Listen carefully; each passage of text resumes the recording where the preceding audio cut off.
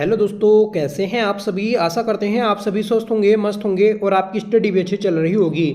दोस्तों, हम Uttarakhand current affairs 2025-26 को पढ़ रहे थे, जिसकी पहली क्लास हमने कल की थी। आई होप आप सभी लोगों ने उस क्लास को देखा होगा। अगर जिन लोगों ने वह क्लास नहीं देखी है तो वह उस क्लास को ज़रूर देखें, क्योंकि जिन लोगों का वीडियो पटवारी लेखपाल का री एग्ज़ाम है तो आपके एग्ज़ाम में यहाँ से ही प्रश्न आने हैं। तो प्लीज़ आप इस सीरीज से जुड़ जाइएगा और इस सीरीज के हर एक पार्ट को देखिएगा। आज भी हम 25 प्रश्नों को देखने वाले हैं। कल की क्लास में भी हमने 25 प्रश्नों को देखा था। तो आपसे रिक्वेस्ट है कि प्लीज़ आप इस क्लास को लास्ट तक जरूर देखें और कमेंट करके बताएं कि आपको यह क्लास कैसी लगी। आई होप ये क्लास आपको जरूर पसंद आएगी और आपको एग्जाम में हेल्प भी करेगी। तो चलिए शुरू कर लेते हैं आज की अपनी इस क्लास को, जिसका पहला प्रश्न है कि नीति आयोग द्वारा जारी निर्यात तैयारी सूचकांक 2024 एक्सपोर्ट प्रीपेयर्डनेस इंडेक्स EPI 2024 में छोटे राज्यों की श्रेणी में किस राज्य ने शीर्ष स्थान प्राप्त किया है। तो छोटे राज्यों की श्रेणी में अपने उत्तराखंड ने प्रथम स्थान प्राप्त किया है। सही आंसर बन जाएगा ऑप्शन सी। यहाँ पर आपको ये याद रखना है कि ये जो आपका इंडेक्स है, ये जो सूचकांक है, इसे नीति आयोग जारी करता है। ठीक है, देखिए नीति आयोग के द्वारा जारी EPI 2024 में छोटे राज्यों की श्रेणी में उत्तराखंड ने प्रथम स्थान प्राप्त किया है। इसी श्रेणी में जम्मू कश्मीर दूसरे और नागालैंड तीसरे स्थान पर रहा है। EPI 2024 में उत्तराखंड ने 52.07 के स्कोर के साथ छोटे राज्यों की श्रेणी में प्रथम स्थान, जबकि ओवरऑल रैंक में 13वां स्थान प्राप्त किया है। मतलब सभी राज्यों को मिलाकर हम देखें तो हमारे राज्य की रैंक 13 है। इस सूचकांक का मूल्यांकन 13 सब पिलर्स और लगभग 70 इंडिकेटर्स के आधार पर किया गया है। बड़े राज्यों की श्रेणी में महाराष्ट्र शीर्ष स्थान पर, इसके बाद तमिलनाडु दूसरे पर और तीसरे स्थान पर दोस्तों गुजरात रहा है। इस सूचकांक को तैयार करने के लिए 4 स्तंभ आपके बनाए गए हैं, जिस पर यह आधारित रहता है। जैसे आपका निर्यात अवसंरचना, एक्सपोर्ट इंफ्रास्ट्रक्चर, नीति और शासन, और दोस्तों निर्यात प्रदर्शन। ठीक है, तो इससे आप याद रखिएगा। आगे बढ़ जाएंगे और बताना है कि विंग्स इंडिया 2026 में best state for promotion of aviation ecosystem का प्रतिष्ठित सम्मान किस राज्य को प्रदान किया गया। तो दोस्तों ये जो आपका पुरस्कार है ये हमारे उत्तराखंड को प्राप्त हुआ है। सही आंसर बन जाएगा ऑप्शन सी। ठीक है, देखिए उत्तराखंड को best state for promotion of aviation ecosystem विमानन पारिस्थितिकी तंत्र के संवर्धन हेतु सर्वश्रेष्ठ राज्य का सम्मान मिला। यह सम्मान देहरादून के बेगमपेट एयरपोर्ट में आयोजित समारोह में प्रदान किया गया। पुरस्कार किंजरापू राममोहन नायडू केंद्रीय नागरिक उड्डयन मंत्री के द्वारा दिया गया। याद रखिएगा, यहाँ से आपको एक और प्रश्न मिल गया कि वर्तमान में केंद्रीय नागरिक उड्डयन मंत्री कौन है। तो दोस्तों राममोहन नायडू हैं। ठीक है, Uttarakhand civil aviation development authority Uttarakhand नागरिक उड्डयन विकास प्राधिकरण ने राज्य की ओर से प्रतिनिधित्व किया। हेली सेवाओं के विस्तार से पर्यटन, आपदा प्रबंधन और स्वास्थ्य सेवाओं में सुधार हुआ है। अगला प्रश्न है कि मुख्यमंत्री आर्चरी चैंपियनशिप ट्रॉफी 2025-26 का आयोजन उत्तराखंड के किस शहर में किया गया। देखिए मुख्यमंत्री आर्चरी चैंपियनशिप ट्रॉफी 2025-26 की हम बात करेंगे तो ये आपकी देहरादून में आयोजित हुई है। सही आंसर बन जाएगा ऑप्शन बी। मुख्यमंत्री आर्चरी चैंपियंस ट्रॉफी 2025-26 का आयोजन देहरादून के महाराणा स्पोर्ट्स कॉलेज में किया गया। आपको यहाँ पर बताना है कि महाराणा प्रताप स्पोर्ट्स कॉलेज की स्थापना किस वर्ष की गई थी। इस चैंपियनशिप में पूरे राज्य से 450 से अधिक तीरंदाजों ने हिस्सा लिया। सोशल बलूनी पब्लिक स्कूल के छात्र अक्षत ने इस प्रतियोगिता में 3 पदक जीतकर उत्कृष्ट प्रदर्शन किया। प्रतियोगिता के पदक विजेताओं को भविष्य में सरकारी नौकरियों में खेल के कोटे के तहत 4% आरक्षण का लाभ दिया जाएगा। देखिए जो आपका क्षैतिज आरक्षण है खिलाड़ियों के लिए तो ये 4% है, इसको आप याद रखिएगा। अगर आप नेशनल, इंटरनेशनल या ओलंपिक खेलों में कोई पदक जीतते हैं तो आपको दोस्तों नौकरी मिलती है, ठीक है। आगे बढ़ेंगे कि राष्ट्रीय millets mission, national millets mission के तहत मंडुवा फिगर मिलेट खरीद में उत्तराखंड का कौन सा जनपद पूरे राज्य में प्रथम स्थान पर है। देखिए मंडुवा आपकी खरीफ की फसल है, तो मंडुवा ये जो मोटे अनाज होते हैं तो मोटे अनाजों की श्रेणी में आता है। तो राष्ट्रीय मिलेट मिशन के तहत सर्वाधिक जो मंडुवा खरीदा तो ये हमारे चमोली जनपद ने खरीदा है। ऑप्शन सी आपका सही आंसर बन जाएगा। राष्ट्रीय मिलेट्स मिशन के अंतर्गत मंडुवा या रागी खरीद में चमोली जनपद ने पूरे उत्तराखंड में प्रथम स्थान प्राप्त किया। राज्य में कुल 4500 मीट्रिक टन मंडुवा खरीद का टारगेट रखा गया था, जिसमें अकेले चमोली जनपद ने 1503 मीट्रिक टन मंडुवा खरीदकर एक नया रिकॉर्ड बनाया। मंडुवा खरीद में पौड़ी जनपद दूसरे स्थान पर रहा, इसको भी आप नोट कर लीजिएगा। देखिए मिलेट मिशन की हम बात करेंगे तो उत्तराखंड में मिलेट मिशन योजना किस वर्ष आई थी, तो ये 16 फरवरी 2023 को आई थी, क्योंकि दोस्तों 2023 को मोटे अनाजों का वर्ष घोषित किया गया था, ठीक है। तो उसी समय ये मिलेट मिशन योजना आई थी। आगे बढ़ जाएंगे कि उत्तराखंड समान नागरिक संहिता यूसीसी यूनिफॉर्म सिविल कोड लागू करने वाला देश का पहला राज्य कब बना। मतलब उत्तराखंड जो है इस यूसीसी को लागू करने वाला देश का पहला राज्य कब बना, तो ये 27 जनवरी 2025 को बना। सही आंसर हो जाएगा ऑप्शन डी। यूसीसी को उत्तराखंड सरकार के द्वारा 27 जनवरी 2025 को लागू किया गया। यूसीसी की फुल फॉर्म है यूनिफॉर्म सिविल कोड। उत्तराखंड में लागू हुए 1 वर्ष पूरे हो गए हैं 27 जनवरी 2026 को, तो इसलिए 27 जनवरी को यूसीसी डे मनाने का एक आपका कानून पारित हुआ है, ठीक है, या फिर एक सरकार के द्वारा कहा गया है कि यूसीसी डे जो मनाया जाएगा आपका 27 जनवरी को मनाया जाएगा। 27 जनवरी 2025 को उत्तराखंड देश का पहला राज्य बन गया जिसने यूसीसी को लागू किया था। यूसीसी की बात करेंगे तो यूसीसी जो आपकी पारित हुई तो इसकी एक समिति थी रंजना देसाई समिति, उसी के आधार पर यूसीसी आपकी पारित हुई थी, ठीक है। तो यूसीसी को विधान सभा में जो पेश किया गया था तो 7 फरवरी 2024 को पेश किया गया था। 11 मार्च 2024 को राष्ट्रपति ने अपनी मंजूरी दी थी। और दोस्तों 26 जनवरी 2026 को यूसीसी संशोधन अध्यादेश भी आपका लाया गया। तो इस बार 26 जनवरी को इसमें संशोधन भी हुआ है।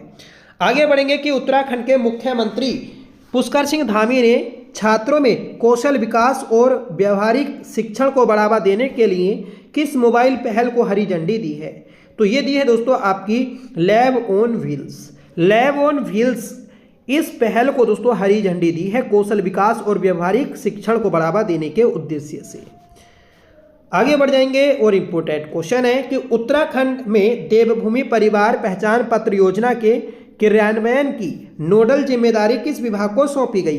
तो दोस्तों इस योजना के लिए जो नोडल एजेंसी बनाई गई तो ये योजना नियोजन विभाग को बनाया गया। सही आंसर बन जाएगा ऑप्शन सी, ठीक है। तो उत्तराखंड सरकार की अपने आप में एक विशेष पहल है देवभूमि परिवार पहचान पत्र योजना। इस योजना को आधार बनाने के लिए सरकार ने एक एक्ट तैयार किया था जिसे फरवरी में जो कैबिनेट बैठक का आयोजन हुआ था तो उसमें मंजूरी मिल गई। नवंबर 2025 में योजना को सैद्धांतिक मंजूरी मिल चुकी थी, ठीक है। और दोस्तों योजना का उद्देश्य हर परिवार को यूनिक पहचान पत्र उपलब्ध कराना था। और दोस्तों इस योजना के लिए हमने जो मॉडल लिया तो ये हरियाणा से लिया है, ठीक है। तो क्वेश्चन बन जाएगा कि जो देवभूमि परिवार पहचान पत्र योजना है तो इसका मॉडल हमने कहाँ से लिया है, किस राज्य से लिया है, तो आपका हरियाणा से लिया गया।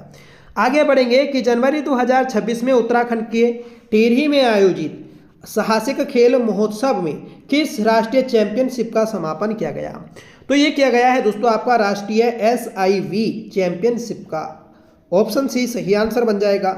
मुख्यमंत्री पुष्कर सिंह धामी ने टिहरी में टिहरी एग्रो महोत्सव और राष्ट्रीय उड़ान के दौरान घटनाओं का अनुकरण किया। इस चैंपियनशिप का समापन समारोह में पुष्कर सिंह धामी ने भाग लिया था, याद रखिएगा। इस आयोजन का उद्देश्य टिहरी को वैश्विक स्तर पर एडवेंचर टूरिज्म के प्रमुख गंतव्य के रूप में स्थापित करना है। आगे बढ़ जाएंगे कि केंद्र सरकार के द्वारा उत्तराखंड में प्रगति पोर्टल के तहत निगरानी की जा रही है। बुनियादी ढांचा परियोजनाओं में सर्वाधिक निवेश किस क्षेत्र में किया जा रहा है? तो प्रगति पोर्टल के तहत दोस्तों आपका सड़क रोजगार और राजमार्ग पर सर्वाधिक निवेश किया जा रहा है। ऑप्शन सी सही आंसर बन जाएगा।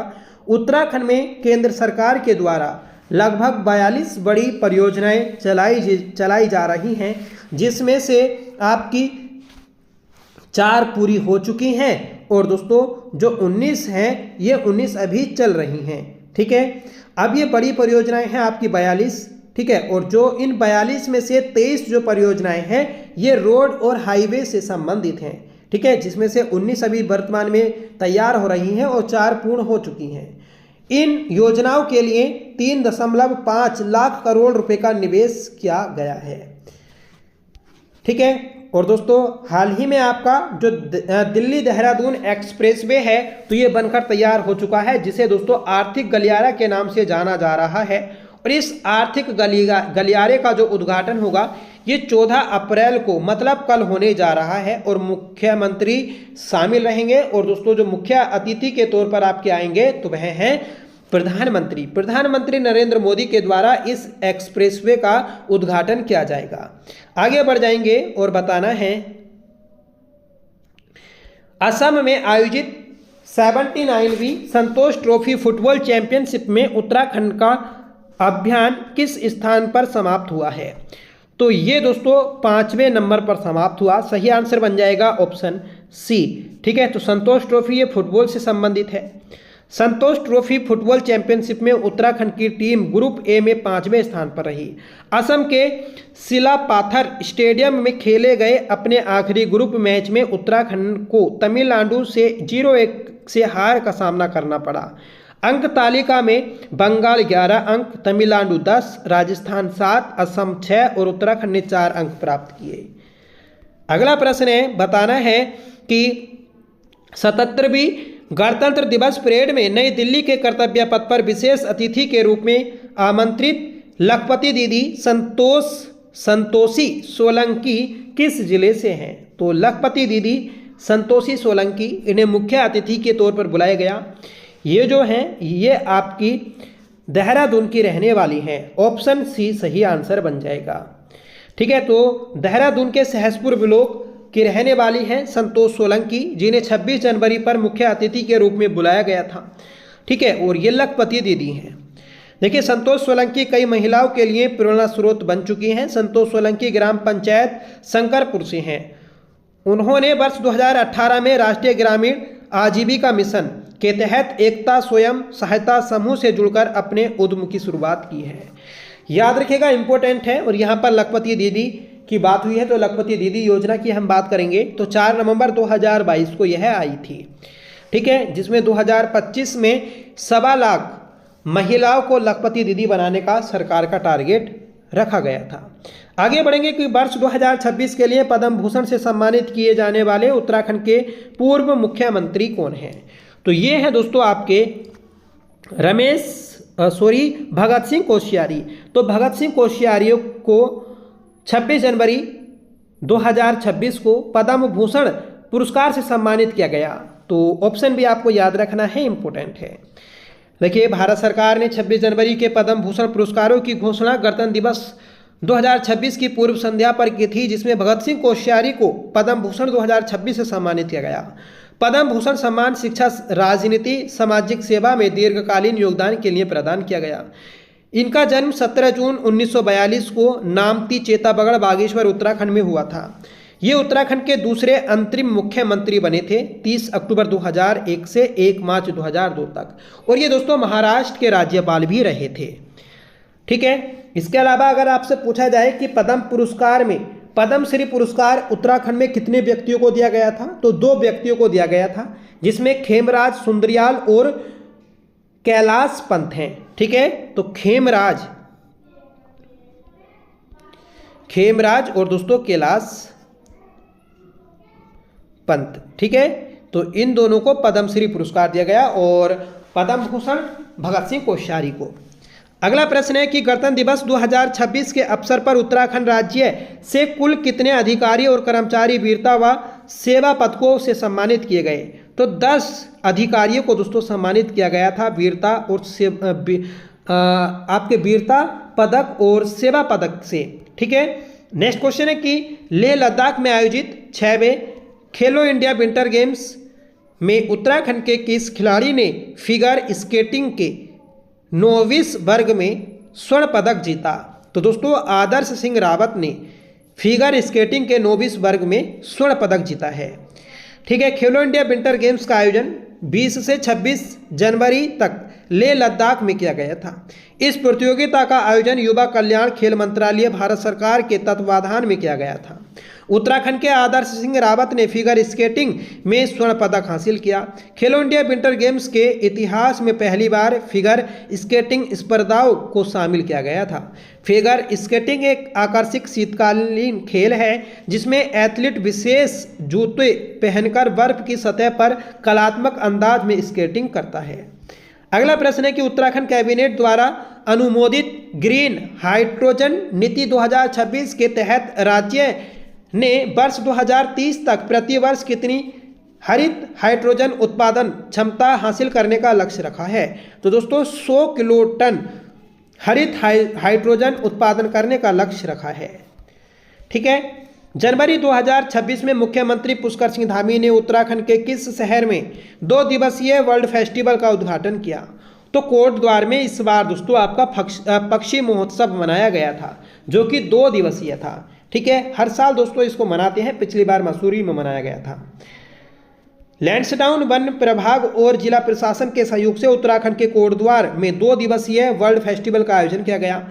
इस महोत्सव का मुख्य उद्देश्य क्षेत्र में पक्षी दर्शन और इको टूरिज्म को बढ़ावा देने तथा स्थानीय लोगों को जैव विविधता के संरक्षण के प्रति जागरूक करना है। गणतंत्र दिवस 2026 के अवसर पर परेड ग्राउंड देहरादून में आयोजित राज्य स्तरीय समारोह में किस विभाग की झांकी ने लगातार तीसरी बार प्रथम स्थान प्राप्त किया?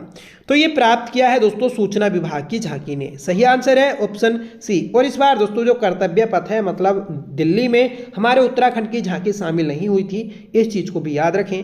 और इस बार की जो हमारे राज्य स्तरीय की झांकी थी जिसने प्रथम स्थान प्राप्त किया तो वह दोस्तों आत्मनिर्भर उत्तराखंड और अल्मोड़ा ताम्र शिल्प पर आधारित थी। आगे बढ़ जाएंगे कि स्टेट्स स्टार्टअप इकोसिस्टम रैंकिंग में उत्तराखंड को किस श्रेणी में सम्मानित किया गया? तो उत्तराखंड को दोस्तों लीडर श्रेणी में सम्मानित किया गया है। सही आंसर हो जाएगा ऑप्शन ए। तो ग्रुप ए या फिर कैटेगरी ए में उत्तराखंड को लीडर के रूप में पोजीशन दी गई थी। ठीक है, यह विभाग वाणिज्य एवं उद्योग मंत्रालय के अंतर्गत कार्य करता है। मतलब ये जो आपका ये रैंकिंग जो है जिसे जारी किया है उद्योग संवर्धन एवं आंतरिक व्यापार विभाग, तो ये आपका वाणिज्य और उद्योग मंत्रालय के अंतर्गत कार्य करता है। 16 जनवरी को राष्ट्रीय स्टार्टअप दिवस मनाया जाता है और उस समय ही दोस्तों उत्तराखंड को प्रशंसा प्रमाण पत्र दिया गया। नेक्स्ट क्वेश्चन है कि उत्तराखंड स्टार्टअप नीति 2023 के तहत मान्यता प्राप्त स्टार्टअप्स को मासिक भत्ते के रूप में कितनी राशि प्रदान करने का प्रावधान है? तो उत्तराखंड को 15,000 रुपये की राशि प्रदान करने का प्रावधान किया गया है। ठीक है, और SC ST के लिए 20,000 रुपये दिए जाएंगे। ठीक है, इस चीज़ को याद रखें। आगे बढ़ेंगे कि उत्तराखंड स्टार्टअप पॉलिसी 2023 के अंतर्गत राज्य में कुल कितने नए इंक्यूबेशन सेंटर स्थापित करने का लक्ष्य रखा गया? तो दोस्तों ये रखा गया है आपका ऑप्शन सी 30। ठीक है, तो 30 इंक्यूबेशन सेंटर आपके स्थापित होने हैं। स्टार्टअप नीति पॉलिसी 2023 और 23 वर्ष 18 की नीति का उन्नतीकरण है। मतलब देखिए 2018 में उससे पहले नीति आई थी और इसे दोस्तों 2023 में चेंज किया गया। ठीक है, और इसमें 30 नए इंक्यूबेशन सेंटर स्थापित करने का लक्ष्य रखा गया। हर जिले में कम से कम एक इंक्यूबेशन सेंटर भी बनना है, इस चीज को भी नोट करें। आगे बढ़ेंगे कि वर्ष 2026 के गणतंत्र दिवस समारोह के लिए तैयार किए गए उत्तराखंड की झांकी की थीम क्या है जिसे भारत पर्व पर प्रदर्शित किया गया? तो ये है दोस्तों आपकी आत्मनिर्भर उत्तराखंड। ऑप्शन सी सही आंसर हो जाएगा। देखिए वर्ष 2026 के लिए उत्तराखंड की झांकी आत्मनिर्भर उत्तराखंड पर आधारित थी। यह झांकी 26 से 31 जनवरी 2026 तक लाल किले में आयोजित होने वाले भारत पर्व में प्रदर्शित की गई। इस झांकी में कुमाऊं क्षेत्र के अल्मोड़ा जिले के पारंपरिक तांबे के शिल्प उद्योग को प्रमुखता से दर्शाया गया था। आगे बढ़ेंगे कि टिहरी हाइड्रो पावर कॉम्प्लेक्स की कुल बिजली उत्पादन क्षमता कितनी होने जा रही है जिससे यह देश की एक ही स्थान पर सर्वाधिक जल विद्युत उत्पादन करने वाली परियोजना बन जाएगी। तो दोस्तों एक साथ एक ही स्थान पर सबसे ज़्यादा बिजली उत्पादन करने की जो क्षमता है तो ये अब 2400 हो गई है। ठीक है, तो याद रखें, इंपॉर्टेंट है, ये टिहरी हाइड्रो पावर कॉम्प्लेक्स की है। अब देखिए यहाँ पर टिहरी हाइड्रो पावर कॉम्प्लेक्स मतलब टिहरी बांध की बात हुई है, तो यहाँ पर थोड़ी सी बात कर लें। देखिए टिहरी बांध को बनाने का जो निर्णय लिया गया था 1949 में लिया गया था उत्तर प्रदेश सरकार के द्वारा 1949 में, और टिहरी बांध का जो डिजाइन तैयार किया था तो ये जेम्स ब्रून ने तैयार किया था। ठीक है, फिर दोस्तों एक साल आता है 1972 में जो योजना आयोग था उसने इसको बनाने की मंजूरी दी थी। मतलब जो टिहरी बांध है, टिहरी बांध को बनाने की मंजूरी जो दी गई योजना आयोग के द्वारा तो ये 1972 में दी गई। 1978 में दोस्तों उत्तर प्रदेश सिंचाई विभाग इस बांध को बनाने का कार्य स्टार्ट करता है और इस बांध को 10 साल तक बनाता है, मतलब 1988 तक। पर इन 10 सालों में कोई ज़्यादा काम नहीं हो पाता, जिस कारण THDC का गठन होता है। THDC का गठन 12 जुलाई 1988 को किया गया था और इसका मुख्यालय आपका ऋषिकेश में है। ठीक है, उसके बाद में अगले साल 89 में THDC अपना कार्य शुरू करता है, इस चीज़ को भी याद रखिएगा। ठीक है, फिर उसी के द्वारा इस पूरे टिहरी बांध को बनाया गया था। जब 1978 में टिहरी बांध को बनाने का कार्य शुरू किया था उत्तर प्रदेश सरकार ने, तो तभी टिहरी बांध विरोधी समिति का गठन विद्यासागर नोटियाल के द्वारा किया गया था। ठीक है, और दोस्तों एक याचिका जो दायर की थी तो वह जो की थी तो वीरेंद्र सकलानी के द्वारा दर्ज की गई थी सुप्रीम कोर्ट में। ठीक है, इस चीज़ को भी याद रखिएगा आप, इंपॉर्टेंट है ये सभी बातें। आगे बढ़ जाएंगे और बताना है कि उत्तराखंड पर्यटन विभाग द्वारा पेन इंडिया रोड शो अभियान की शुरुआत कहाँ से की गई? तो ये नई दिल्ली से की गई है, ऑप्शन वी। ठीक है, उत्तराखंड पर्यटन विभाग द्वारा पेन इंडिया रोड शो अभियान की शुरुआत कहाँ से की गई? तो भाई साहब ये की गई है आपकी नई दिल्ली से, ऊपर हम देख चुके हैं।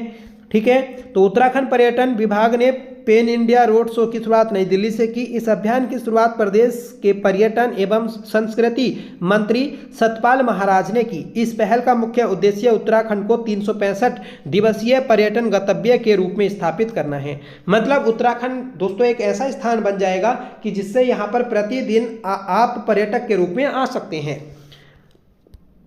अगला प्रश्न है कि हाल ही में उत्तराखंड के किस शहर में national para Olympic power lifting championship का आयोजन किया गया? तो ये किया गया दोस्तों आपका रुड़की में, सही आंसर है ऑप्शन सी। ठीक है, तो national para Olympic power lifting championship का आयोजन रुड़की में किया गया। रुड़की की एक यूनिवर्सिटी आती है, कोर यूनिवर्सिटी, और यहाँ पर इसका आयोजन हुआ था और इसका उद्घाटन मुख्यमंत्री के द्वारा किया गया था। आगे बढ़ जाएंगे कि विश्व हिंदी दिवस 10 जनवरी 2026 के अवसर पर मॉरिशस में उत्तराखंड की किस साहित्यकार को विश्व हिंदी गौरव सम्मान 2026 से सम्मानित किया गया? तो जो डॉक्टर राधा वाल्मीकि हैं इन्हें विश्व हिंदी गौरव सम्मान 2026 से सम्मानित किया गया। 10 जनवरी को अंतर्राष्ट्रीय हिंदी दिवस होता है, इसलिए आप याद रखिएगा। ठीक है, तो उत्तराखंड की वरिष्ठ साहित्यकार व समाज सेविका डॉक्टर राधा वाल्मीकि को विश्व हिंदी गौरव सम्मान 2026 से सम्मानित किया गया। यह सम्मान उन्हें विशेष हिंदी सचिवालय मॉरिशस द्वारा 10 विश्व हिंदी सचिवालय, ठीक है, तो विश्व हिंदी सचिवालय मॉरिशस के द्वारा 10 जनवरी 2026 को प्रदान किया गया। उन्हें मॉरिशस के शिक्षा एवं मानव संसाधन मंत्री महेंद्र गंगा प्रसाद द्वारा दिया गया था, याद रखिएगा। डॉक्टर राधा वाल्मीकि ने सम्मेलन में भारतीय संस्कृति और आधुनिक भारत नामक काव्य रचना को प्रस्तुत किया था।